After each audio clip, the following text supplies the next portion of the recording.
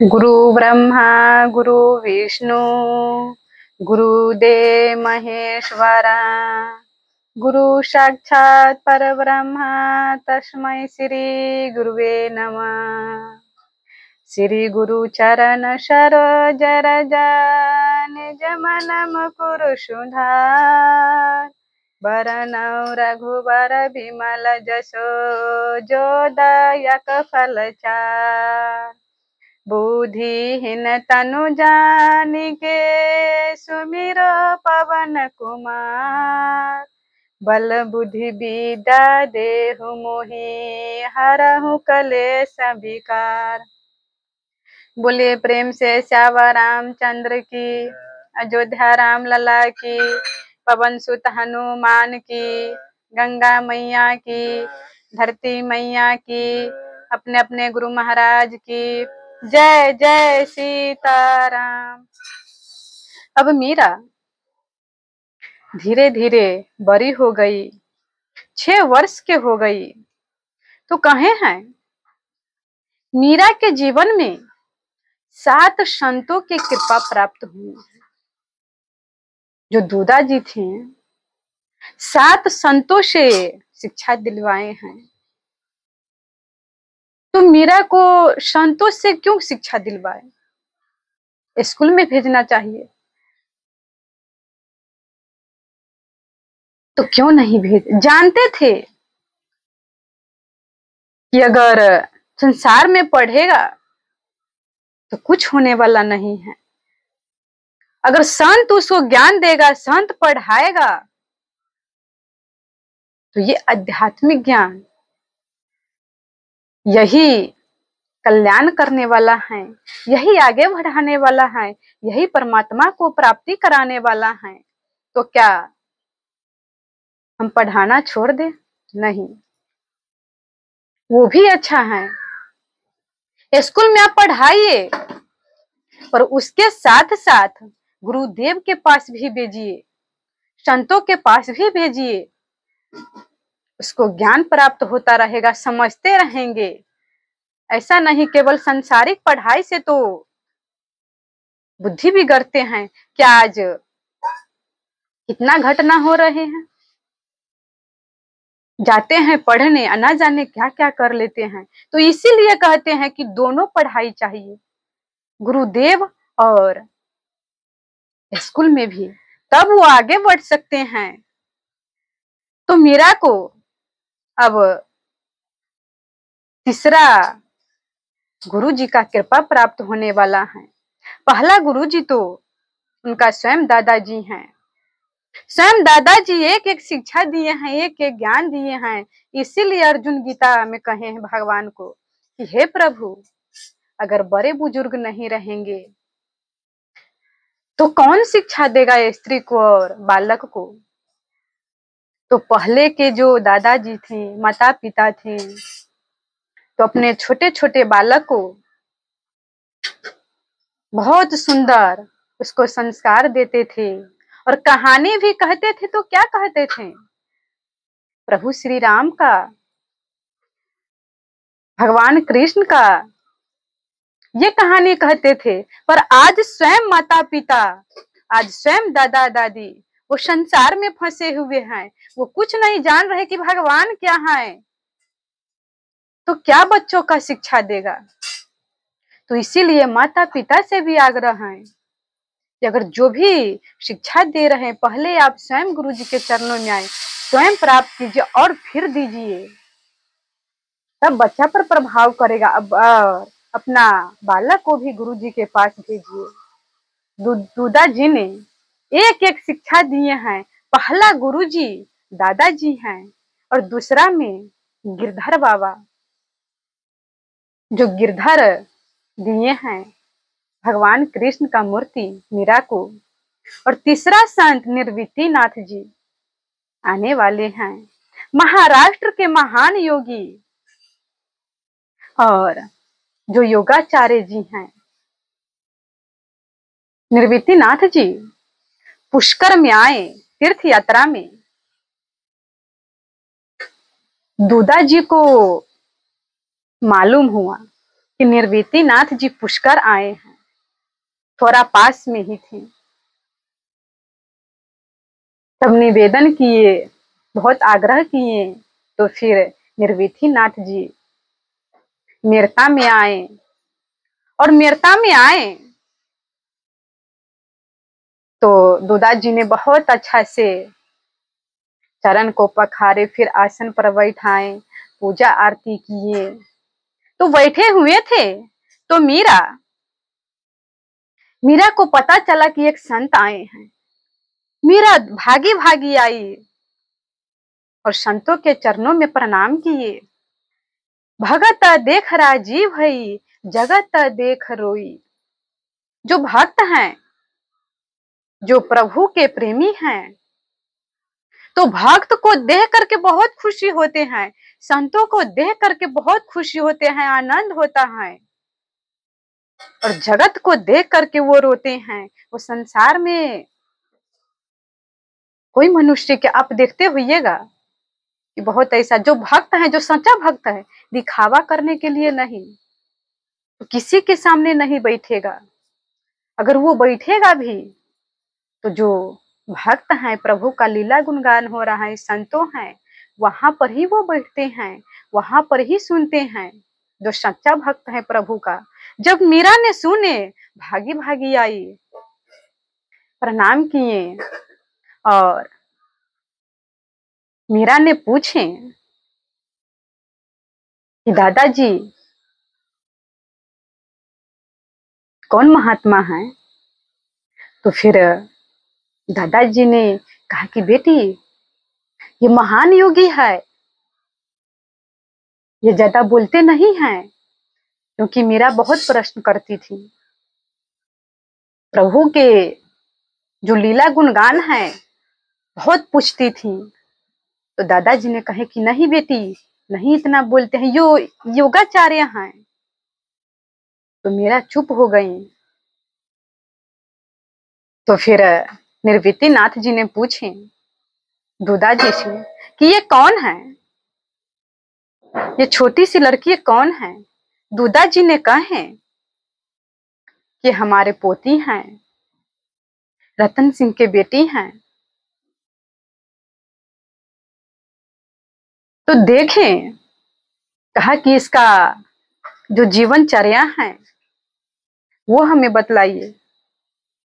दुदा जी की आंखों में आंसू आ गए और कहने लगे कि हे स्वामी, हम क्या बतलाएं, ये जब से जन्म लिया है तो किसी के गोद में नहीं जाते हैं, हमारा पास ही पले हैं, हमारा ही गोद में बड़ी हुई हैं, और प्रभु का लीला गुणगान सुनते हैं। और जब से ये बोलना सीखी हैं तो केवल गिरधर बोलते हैं, प्रभु के नाम लेते हैं। और क्या,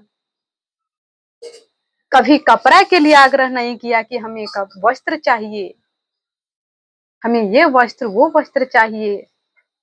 न कभी खाना मांगी है, हमें ये भोजन दे दो वो दे दो, कभी नहीं मांगे हैं। कभी जाने के लिए भी आग्रह नहीं किए हैं। पर जब छोटा सा बालक होते हैं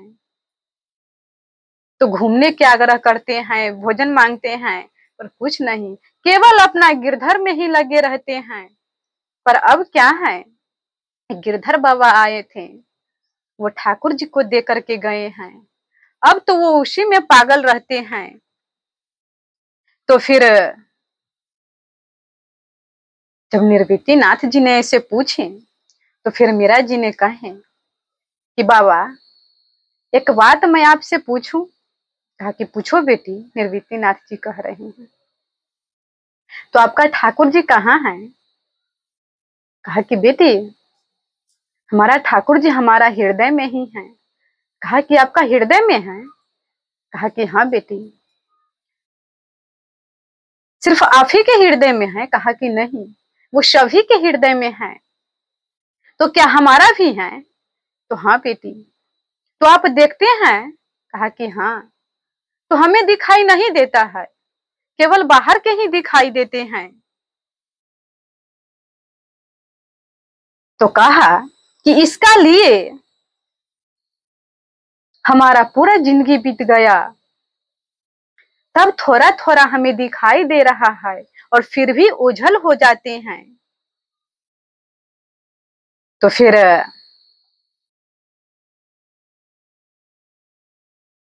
मीरा ने कहा कि हमें भी वो देखना है। कहा कि नहीं बेटी, तुम्हारा हम माथे के रेखा पढ़ रहे हैं, तू प्रेम मार्ग में, भक्ति मार्ग में संलग्न हो और तुम प्रेमी हो। कहा कि नहीं, हमें ये भी चाहिए। कहा कि प्रभु के पाने के बहुत रास्ते होते हैं, तुम्हारा जो रास्ता है वो भक्ति मार्ग का है और मेरा रास्ता है वो योग मार्ग का है। तो फिर जैसे निर्विति जी कह रहे हैं, सारे नदी समुद्र में जाकर के मिलते हैं, सब समुद्र में जाते हैं, उसी प्रकार से प्रभु के पाने के कई रास्ते हैं, पर सभी रास्ते से प्रभु के पास ही पहुंचते हैं। तो फिर मीरा ने कहने लगे कि हमें भी चाहिए। कहा कि नहीं बेटी, तुम्हारा जो रास्ता है वो प्रेम है और मेरा तो रूखा सूखा है। हमारा रूखा सूखा है, वो एकांत में रहने वाले। और जैसे एक उदाहरण से समझिए, रूखा सूखा के अर्थ क्या है कि जैसे हम भोजन बना रहे हैं तो सब्जी को केवल उसीन करके रख दिया जाए, उसमें कुछ नहीं रखे तो वो कैसा लगेगा?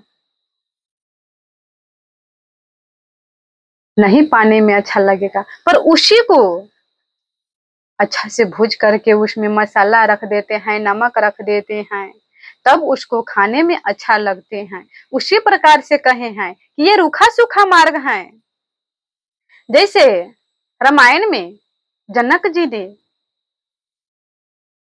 ध्यान करते थे और अपने आप में ही आनंद में रहते थे, वो उस आत्मा को देखते थे।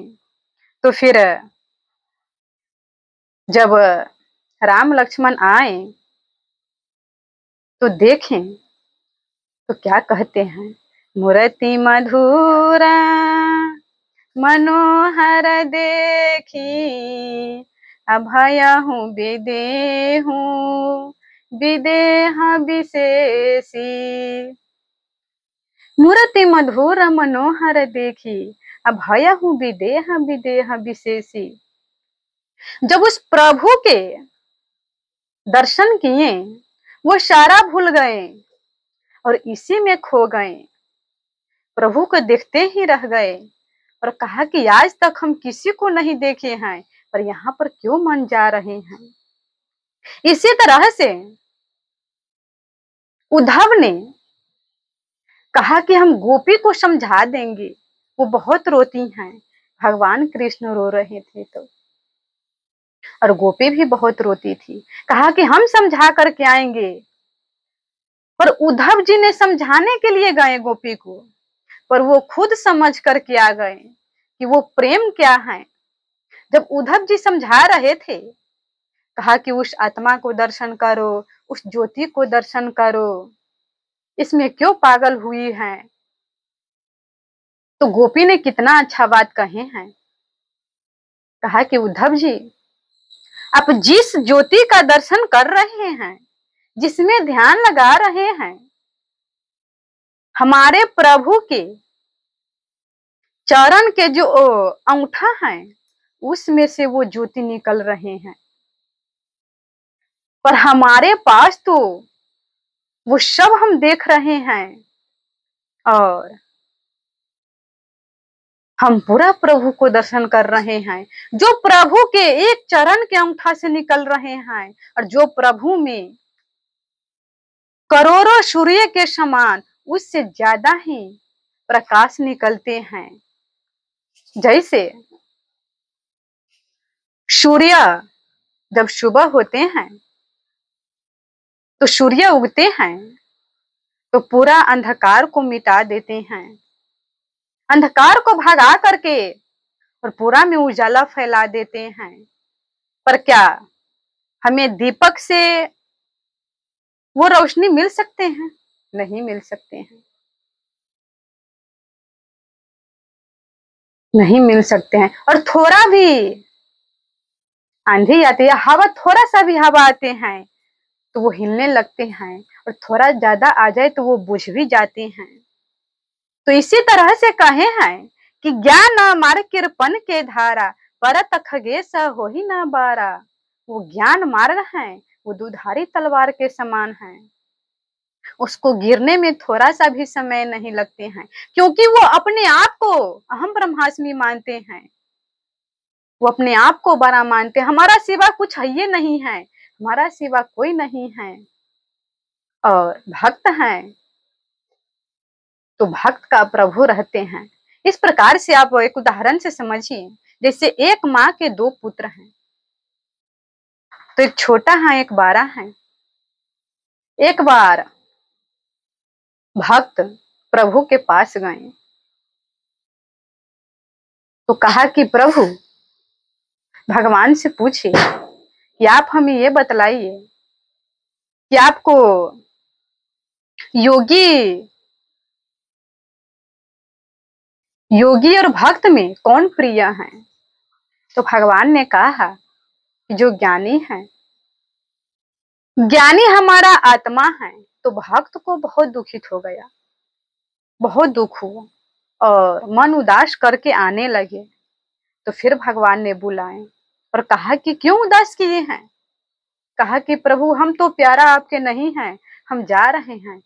भगवान कहा कि नहीं, ज्ञानी हमारा आत्मा है और भक्त हमारा परमात्मा है। और हृदय से लगा लिए। तो वही जब माँ के दो पुत्र हैं, एक छोटा और बड़ा, तो आप देखते हैं जो 12 पुत्र हैं तो कहीं जाते हैं तो माँ उसको अकेला भी जाने देती हैं, जाओ। या कहीं गिर गया या कुछ हो गया तो माँ उसको नहीं देखती हैं, क्योंकि वो तो स्वयं 12 हैं। पर जो छोटा सा पुत्र है उसको हर समय गोद में रखी रहती हैं, और कहीं भी जाती उसको साथ लेकर के जाती हैं। या अगर कुछ काम भी करती हैं तो बालक पर ध्यान रखते हैं, चाहे वो छोटा सा बालक कितना भी बड़ा हो जाए, माँ को बहुत प्यारा रहते हैं। उसी प्रकार से कहे हैं कि जो भक्त हैं वो हमारा परमात्मा है, भगवान ने कहे हैं। कहा कि बेटी, तुम भक्ति मार्ग में हैं और ऐसा ही तुम पूजा करो, प्रभु को भजन करो। कहा कि नहीं, मीरा जिद करने लगी और कहने लगी कि प्रभु के पाने के जो भी रास्ते हम सभी को जानना चाहते हैं, आप हमें ये भी बतलाएं। तो फिर निर्विति नाथ जी ने मीरा को सिखाने लगे योग मार्ग, और 1 महीना रह करके योग सिखाएं। तो एक बार मीरा ने अपने महल में आए, अपना रूम में, और फिर अंदर से गेट लगा करके और ध्यान करने लगी। तो कुंडली जागृत हो गए। तो क्या कहते हैं, आसन पर बैठे हुए थे और ऊपर उठ गए। तो ऊपर उठ गए, अगर छत नहीं होते तो और न जाने कितना ऊपर चले जाते, पर छत से सिर टकरा करके और नीचे आ गई। पर आसन पर वो अचेत पड़ गई, बेहोश में पड़ी हुई हैं। माता पिता ने बाहर से बाट जो रहे हैं कि मेरा अब की बार खोलेंगे, अब की बार खोलेंगे। 1 घंटा हो गया, 2 घंटा हो गया, सुबह से शाम हो गए, फिर भी नहीं की बार खोला। बहुत घबरा गए माता पिता। और तो फिर दादाजी के पास हम बात गए, दादाजी को कहें, दादाजी ने आए, बहुत की बार पीटे, बेटी मीरा खोलो, बेटी मीरा खोलो। पर मीरा अपना होश में है तभी तो खोल सकते हैं, पर अपना होश में नहीं है। चेत रहे तब तो फिर निर्विति नाथ जी को कहें। और तो निर्विति नाथ ने कहा कि जल्दी इस गेट को तोड़ो। जब गेट के तोड़ा तो देखा मीरा को अचेत में पड़ी हुई हैं। अब तो बहुत घबरा गई, रोने लगी। कहा कि क्या हो गया हमारा पुत्री को, क्या हो गया। एक ही पुत्री थी, वो भी बहुत दिनों के बाद हुई हैं। बहुत रोने लगे माता पिता। तो तब निर्विति नाथ ने हाथ को पकड़े, कहा कि टेंशन नहीं लो, अभी ठीक है। कहा कि इसको अभी 2 दिन का समय लगेगा वापिस आने में। तब तक माता को कह दिए कि इसका आप गरम तेल लेकर के मालिश कीजिए। दासी और माता ने करने लगी। 2 दिन के बाद मीरा को वह चेत आई। जब चेत आया, होश आया, तो गिरधर मारो, गिरधर मारो, गिरधर हमारो बिंद, ऐसे पुकार रही हैं। फिर आंखें खोला तो दादाजी ने कहा कि बेटी तू कहाँ चली गई थी। कहा कि दादाजी हमें क्यों लाए यहाँ पर, हमें क्यों लाए, हम तो वृंदावन में घूम रहे थे। वो प्रभु बंसी बजा रहे थे, कितना मीठा बजा रहे थे। वही प्रभु के भक्ति में खो गए। यही कहते हैं कि जो प्रेम मार्ग हर समय प्रभु में ही, जैसे योग और प्रेम में अगर किसी का नाम लेगा, उसका कहेगा कि ऐसा है वैसा है, तो कहेगा कि नहीं, हम देखेंगे तब उसको पता लगेगा, तब वो समझ में आएंगे। अगर उसको जब तक देखे नहीं है तब तक उतना समझ में नहीं आते हैं, उतना वो चिंतन नहीं होते हैं। पर प्रभु तो स्वयं भक्तों के साथ रहते हैं, लीला करते हैं। इसीलिए प्रेम मार्ग जो हर समय प्रभु का चिंतन होते रहते हैं। अब मीरा को निर्विति नाथ जी ने सिखा दिए और 1 महीना रह करके और फिर जाने लगे। तो दूधा जी ने आग्रह किए कि और दिन रुक जाइए। कहा कि नहीं, हमें जितना इसको सिखाना था, जितना ज्ञान देना था, हम दे दिए, अब हम जा रहे हैं, अब चले गए। फिर मीरा प्रभु के भक्ति में लगे हैं, प्रभु का भजन भक्ति कर रहे हैं। और फिर अब चौथे संत का कृपा प्राप्त होने वाले हैं। तो बिहारी दास बाबा पुष्कर आए। तो क्या थे, कोई भी संत पुष्कर में जाते थे तो मेरता में आते थे, दूधा जी बुलाते थे। तो ऐसा हो गए थे कि पुष्कर जाना तो मेरता जरूर जाना। दूधा जी के घर तो बिहारी दास बाबा आए। तो फिर उसको भी बहुत अच्छा से दूधा जी ने चरण पखारे, आसन पर बिठाए, पूजा किए। तो फिर मीरा भागी भागी आई, चरणों में प्रणाम किए। तो जैसे कहते हैं रामायण में, स्मिति स्मिति जला भरहि तलाबा, अजमी सदगुण पही सजनयावा। सिमिति सिमिति जल भरहि तलाबा, अजिमी सदगुण पही सजन आवा। कि जैसे जब बारिश होते हैं, जब बारिश होता है तो जहां पर उच्च स्थान रहते हैं वहां पर आ करके, और जहां पर गड्ढा रहते हैं वहां पर आ करके वो स्थान भर जाते हैं जल से। उसी प्रकार से कह रहे हैं कि जो प्रेमी है, जो भक्त है, जो जिज्ञासु है, उसको हर तरह से ज्ञान आते रहते हैं। प्रभु स्वयं उसको भेजते हैं कि वो ज्ञान के योग्य हैं, प्रभु के प्राप्त करने के स्वयं प्रभु उसको भेजते हैं और वो स्वयं ग्रहण करवाते हैं भगवान ने। तो फिर जैसे कहे हैं कि जा पर कृपा राम के होहि, अता पर कृपा करहि सब कोई। जा पर कृपा राम के होई, ता पर कृपा करहि सब कोई। जिस पर प्रभु की कृपा होते हैं उस पर सब कृपा करते हैं, और जिस पर प्रभु के कृपा नहीं होते उस पर कोई नहीं करते हैं। आजकल बहुत माता बहन कहते हैं कि हम तो पूजा पाठ कर रहे हैं, हमारा दुख है, संकट है। ये नहीं है। अगर सच्चे आपको लगन है, प्रभु का भक्ति है, तो स्वयं प्रभु उसको रक्षा करते हैं और सारा उस पर कृपा करते हैं। जैसे अम्बरीश प्रभु का भजन पूजा पाठ कर रहे थे, एकादशी व्रत किए थे, दुर्वासा ऋषि आए, और स्वयं दुर्वासा ऋषि शिव जी का अवतार हैं। फिर भी जब अम्बरीश को मारने के लिए हुए तो भगवान उसको रक्षा की, उसका सुदर्शन चक्र, और वही सुदर्शन चक्र दुर्वासा को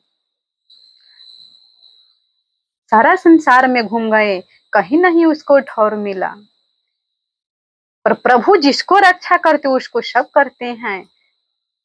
पर चित्रकेतु, जब चित्रकेतु के भगवान बाण छोड़े, वो कुछ छोड़े तो कहां कहां नहीं गए। पिता के पास गए, शिव जी के पास गए, हर जगह गए, पर प्रभु जिसको नहीं रक्षा करते उसको कोई नहीं रक्षा करते हैं। वो सारा में घूम गए पर प्रभु के ही चरणों में आए। इसीलिए कहते हैं कि जा पर कृपा राम के हुई, ता पर कृपा करहि सब कोई। सब कोई उस पर कृपा करते हैं। फिर मीरा ने बिहारी दास बाबा को प्रणाम किए तो मीरा को बिहारी दास बाबा देखते ही रह गए। तो कहेगा कि क्यों देखते रह गए। रुदा जी ने कहे कि प्रभु क्या हुआ। बिहारी दास बाबा के ऐसा कह रहे हैं कि आंखों में आंसू आ गए, क्योंकि जो भक्त हैं, जो संत हैं, उसका कपाट की रेखा पढ़ लेते हैं।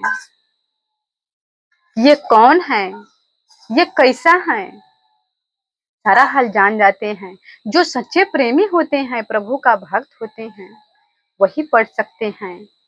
तो फिर दुदा जी को कहें ये कोई साधारण नहीं है, आप इसको अच्छा से देखभाल कीजिए, अच्छा से रक्षा कीजिए। तो दुदा जी ने कहे कि जो भी संत आते हैं, जो भी महात्मा आते हैं, कहता है कि ये लड़की साधारण नहीं है, पर ये कौन है, आप हमें बतलाइए।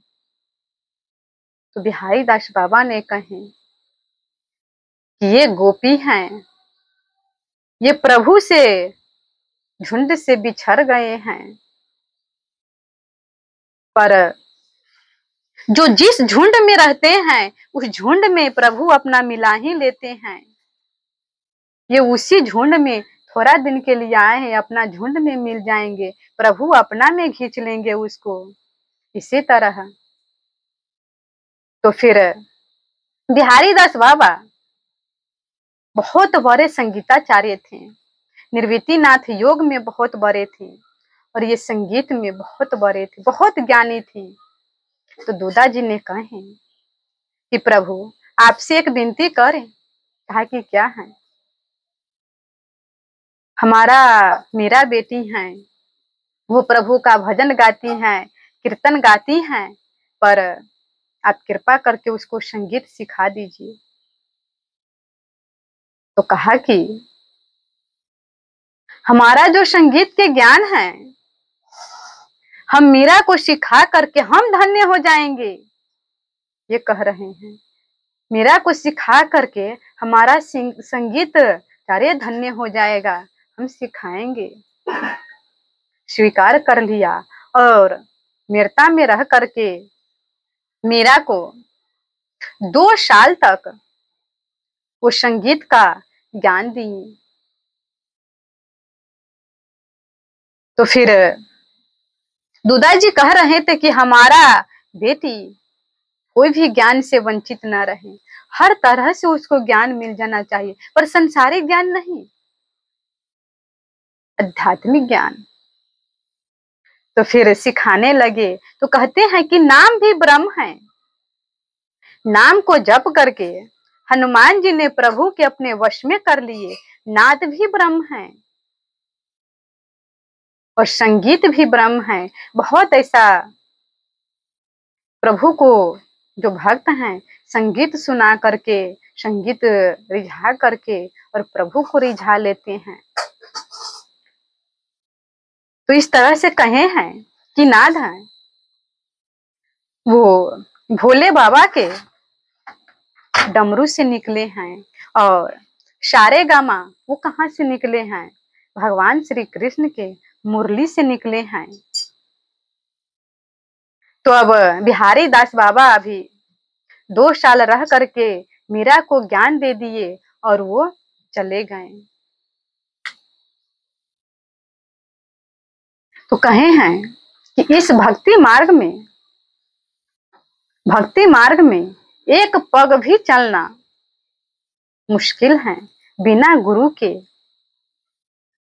गुरु से ही ये भक्ति मार्ग प्राप्त होते हैं, प्रभु को चरणों में प्रेम होते हैं। तो फिर कहे हैं कि संसारी ज्ञान जो बिना गुरु के प्राप्त नहीं होते हैं, तो भक्ति मार्ग कैसे प्राप्त होगा? गुरु बिनु भवनिधि तरहि न कोई, जो बिरंचि शंकर सम होहि। गुरु बिनु भवनिधि तरहि न कोई, जो बिरंचि शंकर सम होई। चाहे शंकर जी ब्रह्मा जी क्यों न हो, वो गुरु के बिना नहीं तर सकते हैं। तो इसीलिए कहे हैं कि लौकिक संसारिक ज्ञान अगर कोई भी माता पिता चाहें कि हम बहुत ज्ञानी हैं, बहुत पढ़े हैं, बहुत पढ़ा लिखा है, बहुत पढ़ा लिखा है, पर कहे कि हम स्कूल में नहीं भेजेंगे और घर में ही हम ज्ञान दे देंगे, हम उसको सिखा देंगे, तो क्या हो सकते हैं?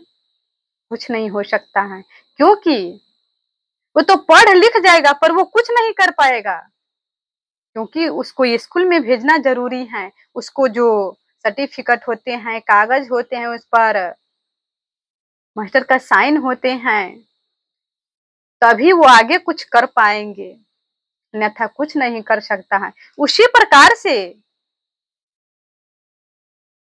बहुत ऐसा भक्त हैं तो बिना गुरु के ही पूजा पाठ कर रहे हैं और जैसा मन होते हैं वैसा कर रहे हैं, तो कहेगा कि हमको तो गुरु ही नहीं मिलते हैं। आजकल न जाने कैसा कैसा गुरु हैं। गुरु क्यों नहीं मिलते हैं? 2 कारण होते हैं गुरु को नहीं मिलना। एक अपना अभिमान, अभिमान के कारण कि हम बड़े हैं, वो तो छोटा है, ये संसारी हैं, इसलिए गुरु नहीं मिलते हैं। और एक जिज्ञासा नहीं होते हैं। बहुत मनुष्य कहते हैं कि हम गुरु नहीं बनाते हैं। किस लिए नहीं बनाते हैं?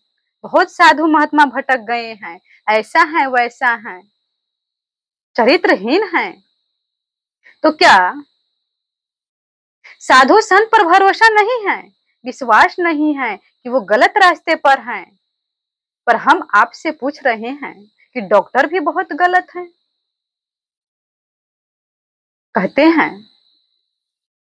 कि पैसा के लिए और ज्यादा दिन रख लेते हैं, जो मरीज मर गए रहते हैं और रख लेते हैं कि और हमारा पैसा आते रहे। सुने हैं कि किडनी चुरा लेते हैं और न जाने क्या क्या करते हैं। फिर डॉक्टर पर क्यों भरोसा है?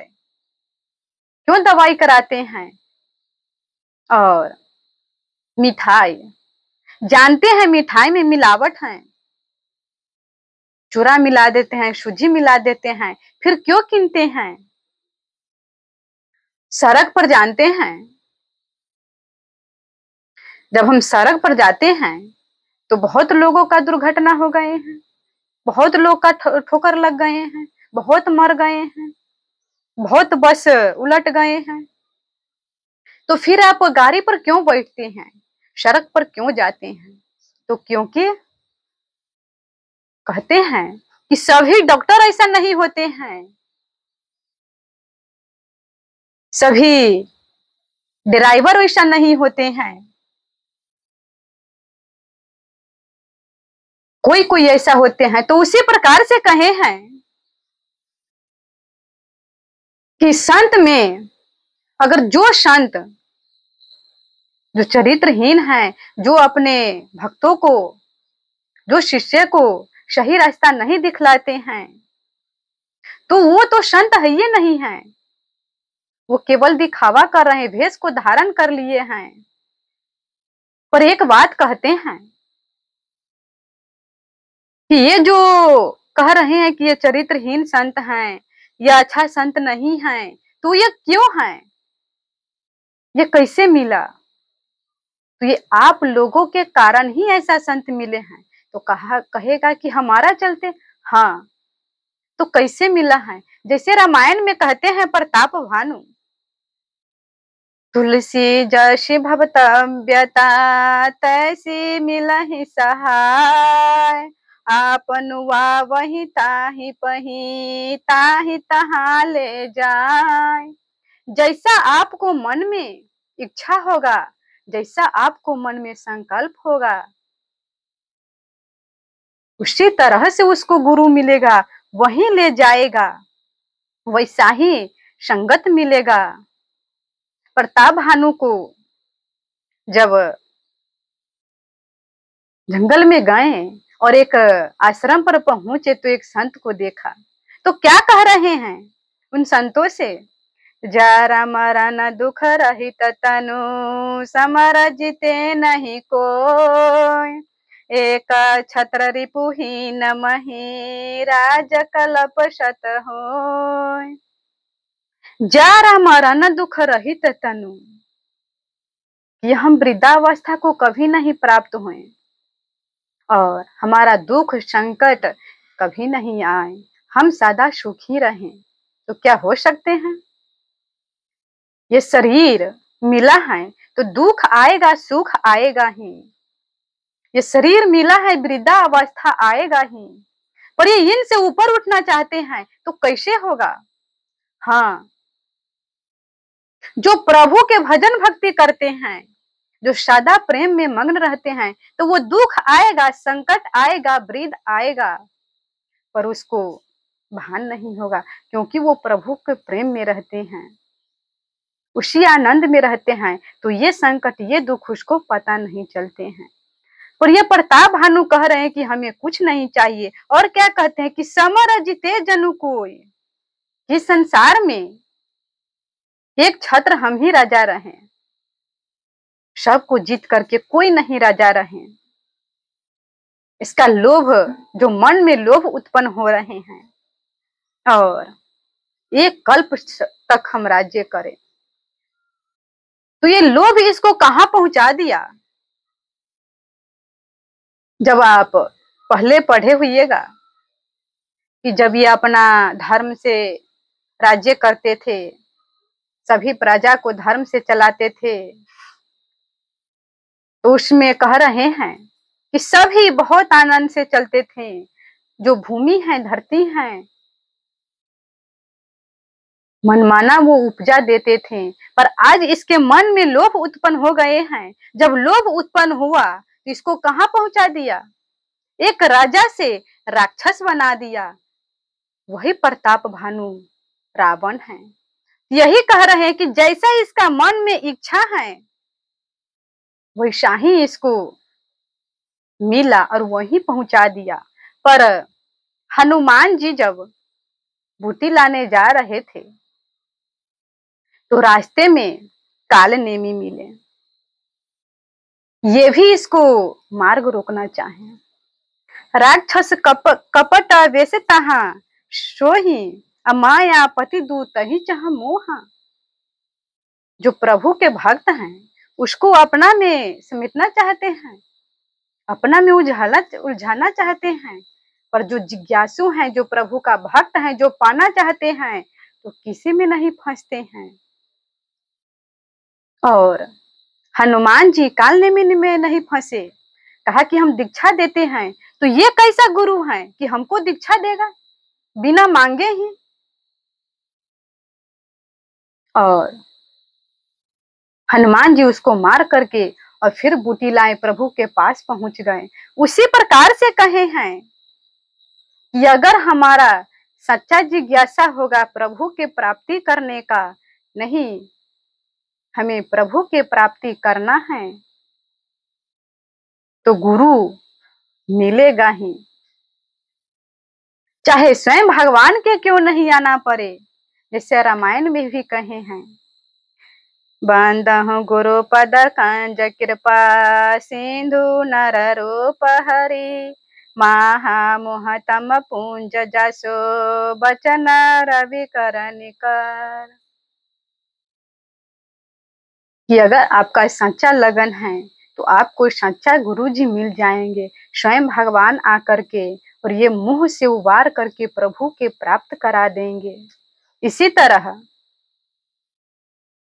बहुत मनुष्य कथा तो सुनते हैं और पूजा पाठ तो करते हैं, पर वो गुरु के बिना, गुरु उसके जीवन में नहीं है, पर वो कर रहे हैं। पर क्या कहते हैं कि जब तक जीवन में गुरु नहीं है, चाहे कितना भी पूजा पाठ कर लीजिए, उसको फल जो है बहुत कम मिलते हैं। जैसे जो गोली है, गोली जब गोली छोड़ते हैं तो वो गोली को वैसे फेंका जाए हाथ से तो क्या चोट लगेगा? नहीं लग सकते हैं। और उसी को बंदूक में रख करके छोड़ा जाए तो कितना उसको आगे बढ़ेगा, छेदेगा। उसी प्रकार से कहे हैं कि गुरु जी जब बतलाते हैं, गुरु जी ज्ञान देते हैं, तो उसका वही फल है। तो राम कथा के कौन अधिकारी हैं? राम कथा के तेई अधिकारी, जिनके सत्संगति अति प्यारी। प्रभु के कथा के वही अधिकार हैं कि जो प्रभु के चरणों में, जो संतों के चरणों में लगे हुए हैं, संत उसको प्यारा है। जैसे शबरी माता को भगवान ने कहे, प्रथम भगति संतन कर संगा, दूसरी रति मम कथा प्रसंगा। जो प्रथम भक्ति है संतों का संग ही है, गुरुदेव को मिलना ही है। इस तरह से अब मीरा के जीवन में 7 संतों का कृपा है, तो अब 4 संतों की कृपा तो हो गए हैं और 5वां संतों का कृपा होने वाला है।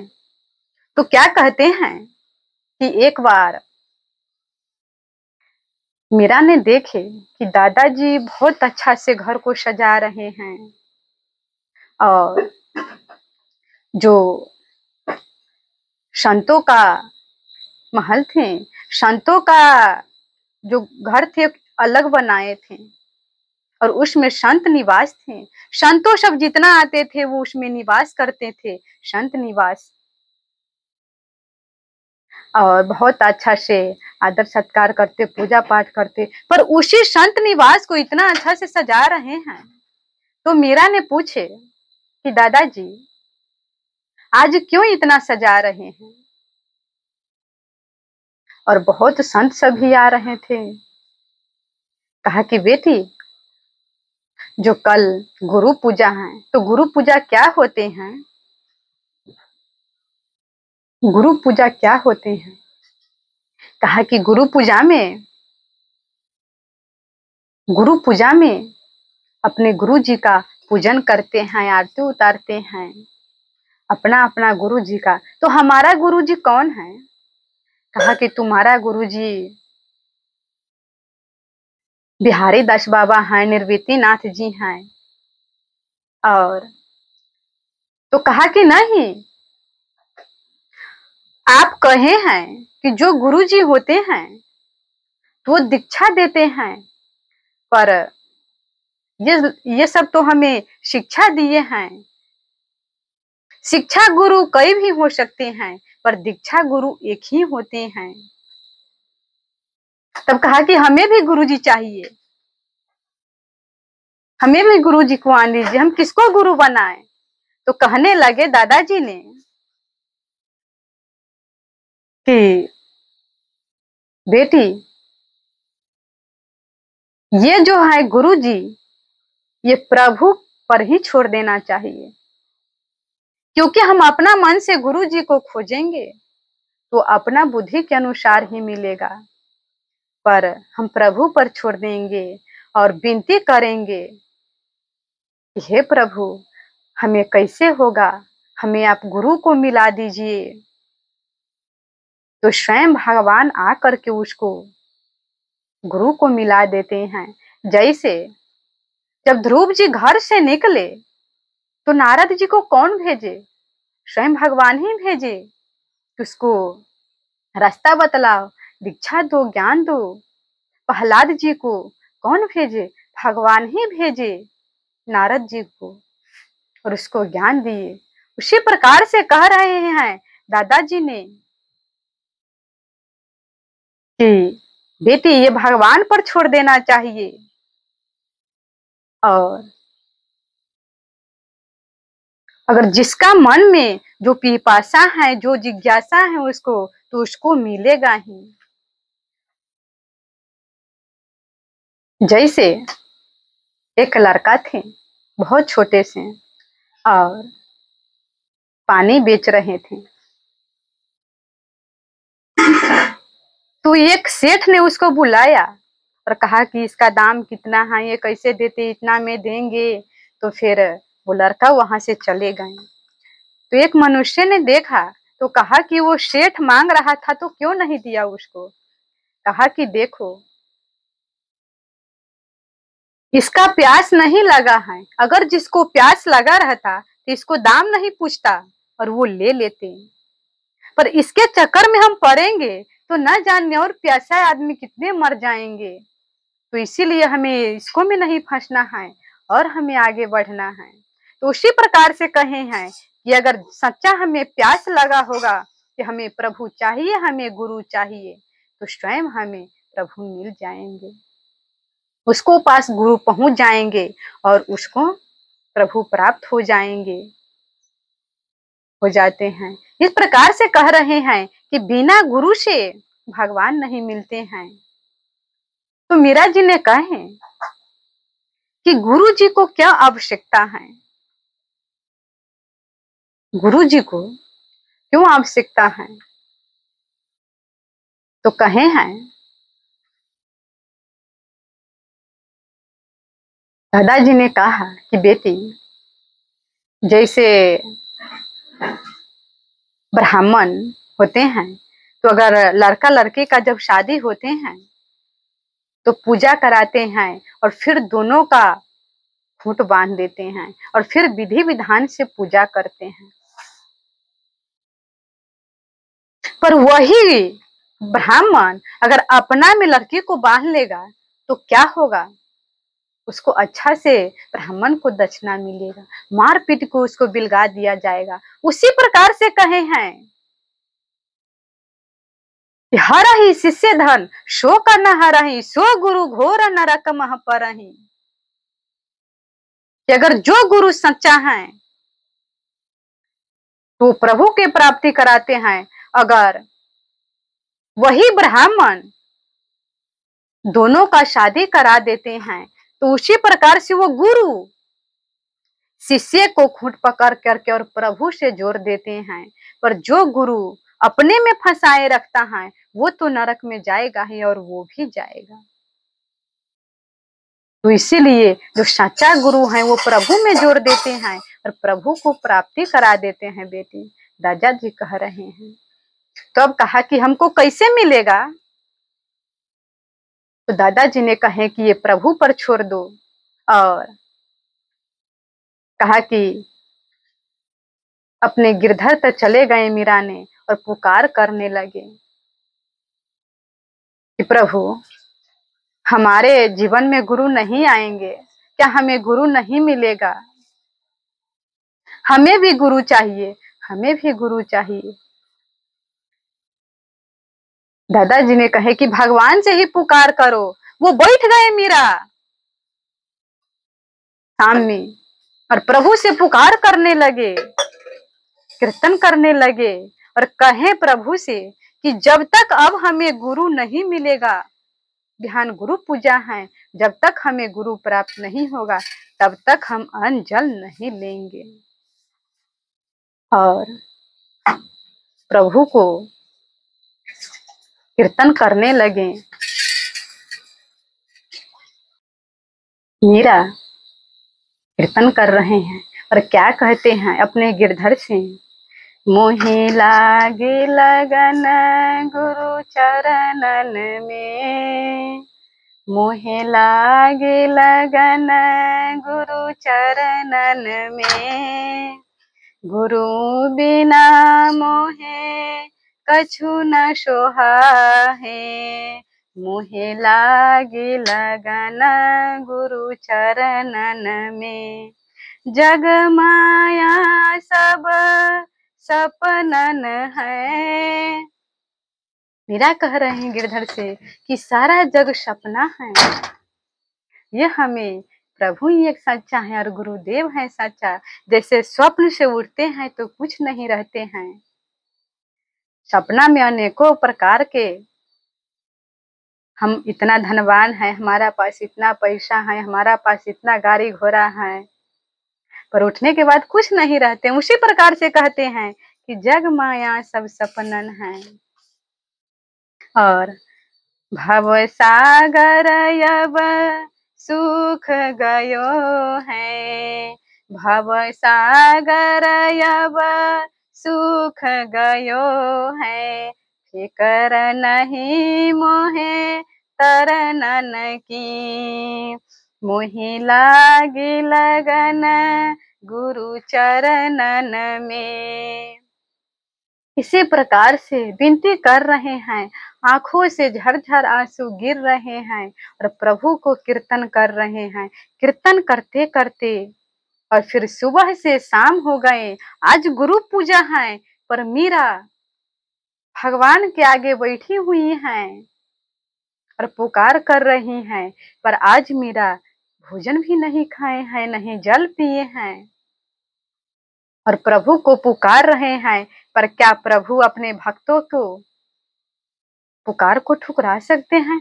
कभी नहीं। अगर सच्चे हृदय से पुकार होगा, प्रभु तक अवश्य ही वो पुकार जाएगा और प्रभु अवश्य ही सहायता करेंगे, अवश्य ही हमें सुनेंगे। इसी तरह कह रहे हैं कि अब इस संसार में क्या कहते हैं, इस संसार में कहे हैं कि अगर प्यासा आदमी को कुआं के पास जाना पड़े तभी तो पानी मिलेगा, नहीं तो नहीं मिलेगा। हमें कुआं के पास जाना पड़ेगा।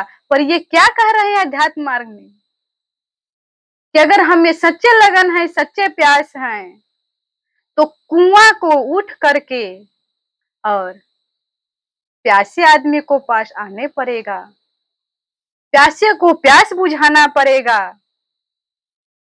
जैसे कहे हैं रामायण में, मुद मंगल में संत समाजो, जो जग जंगम तीरथ राजू, मुद मंगल में संत समाजो, जो जग जंगम तीरथ राजू। अगर उस तीर्थ में हम जाएंगे तो हमें पैसा लगेगा, उसमें स्नान करेंगे, पाप कटेगा कि नहीं कटेगा? पाप कट जाएगा, फिर होने की संभावना है। पर ये तीर्थ, ये कुआं कैसा है कि ये स्वयं चल करके आते हैं हमारे पास, ये संत महात्मा, और फिर हमको ज्ञान देते हैं। अगर उसको हम हृदय में धारण कर लेते हैं तो फिर पाप होने का संभव नहीं है, पाप नहीं कर सकते हैं। जैसे कहिएगा कि कैसे कुआं उठ करके और प्यासे को पास आएगा, तो आप हमें ये बतलाइए कि सुखदेव जी परीक्षित के पास गए थे या परीक्षित सुखदेव जी के पास आए थे? परीक्षित के जब श्राप लगा तो वो गंगा जी के किनारे चले गए और प्रभु को ध्यान करने लगा। पर क्या कहते हैं कि सुखदेव जी परीक्षित के पास आए और ये भागवत कथा श्रवण कराएं। स्वयं कुआं उठ करके प्यासे के पास आए और सूत जी शौनक जी के पास आए या शौनक जी सूत जी के पास आए। सूत जी शौनक जी के पास आए और वो ज्ञान दिए। इसी प्रकार से आज मीरा को शाम हो गई है, मीरा पुकार रही हैं, पुकार रही हैं। फिर जब भगवान ही आज्ञा दिए, भगवान ने आज्ञा दिया रैदास जी को और कहा कि जाओ मीरा को तुम अपना शिष्य बना लो। तो अब रैदास जी आएंगे और फिर मीरा को शिष्य बनाएंगे। तो ये पाठ अब अगले पाठ में देखिएगा कैसे शिष्य बनते हैं और फिर कैसे मीरा उसको दीक्षा लेते हैं। बोलिए प्रेम से श्यावर रामचंद्र की जय, अयोध्या राम लला की जय, पवन सुत हनुमान की जय, गंगा मैया की जय, अपने अपने गुरु महाराज की जय। जय जय सीताराम।